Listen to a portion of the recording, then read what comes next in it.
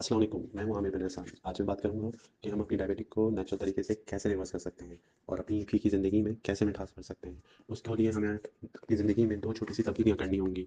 एक तो ये कि अपनी ज़िंदगी से टूथपेस्ट निकालना होगा, क्योंकि टूथपेस्ट में आर्टिफ़िशियल स्वीटनर होता है, जो कि चीनी से ज़्यादा मीठा होता है, जो हमारी ब्लड शुगर को तेज़ी से बढ़ाता है। दूसरा, हमें अपनी ज़िंदगी से स्लाइस ब्रेड यानी डबल रोटी को निकालना होगा, क्योंकि इसमें भी आर्टिफ़िशियल स्वीटनर होता है, जो कि ब्लड शुगर में इज़ाफ़े का सबब बनता है। इन दोनों चीज़ों को अपनी ज़िंदगी से अलविदा करने के बाद हमें अपनी ज़िंदगी में 2 चीज़ों को शामिल करना होगा। उसमें नंबर 1 है मिसवाक।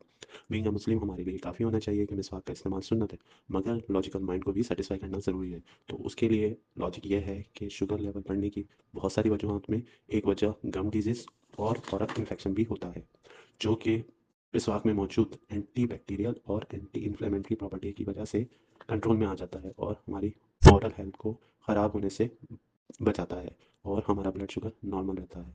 मिसवाक में चूँकि कोई आर्टिफ़िशियल स्वीटनर शामिल नहीं होता, इसलिए ये एक महफूज़ चॉइस है आपके ब्लड शुगर को मैनेज करने के लिए।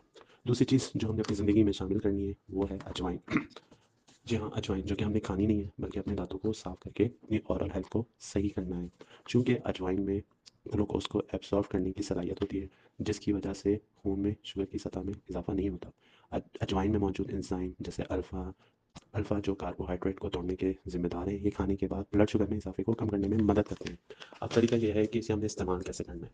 हमें हर खाने से पहले कम से कम 3 बार और ज़्यादा से ज़्यादा 5 बार अगर हम नमाज़ का की पाबंदी करते हैं, तो नहीं तो खाने की तो हम पाबंदी करते हैं, तो हर खाने के बाद हमें मिसवाक करनी चाहिए।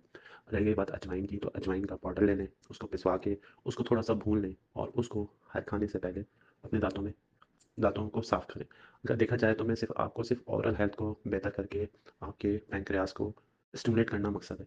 यानी इस तरीके से आपका पैंक्रियाज़ काम करने लग जाएगा और आप बिलीव करें, ना करें, ये नेचुरल तरीका आपको आपकी ज़िंदगी को बहुत आसान कर देगा। अगर आप बहुत सारी मेडिसिन ले रहे हैं, तो आपकी मेडिसिन कम हो जाएँगी। ये आप ट्रायल बेसिस पे 3 से 4 दिन कर दें, रिज़ल्ट आपके सामने आना शुरू हो जाएँगे और इंशाल्लाह ये रिज़ल्ट अमेज़िंग रिज़ल्ट होंगे, जो कि आपको हैरान कर देंगे। उसके बाद अपनी दवाइयों में कमी करना है, तो उसके लिए आप अपने फ़िज़िशियन से राब्ता करें और उसकी एडवाइस पे अमल करें।